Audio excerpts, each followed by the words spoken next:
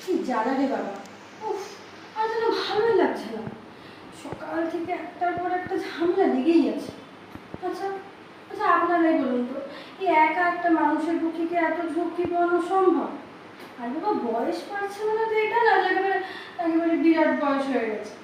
কিন্তু কিন্তু সবে 37-এ পড়লাম। আচ্ছা যেরকম আমি তো বলেইছে যে এই এই কচি বয়সে এখন আর বিয়ে করতে হবে না, থাক আর কয়েকটা বছর যাক না। আর বাবা বিয়ের বয়সটা পালিয়ে যাচ্ছে না। তো এই তো সেদিন না একটা ছেলে আমার দেখতে এসেছিল।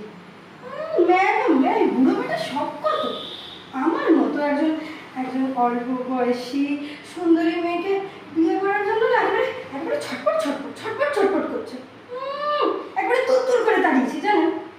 থাক না, বিয়ের বয়স তো পালিয়ে যাচ্ছে না, আর কয়েকটা বছর থাকুক।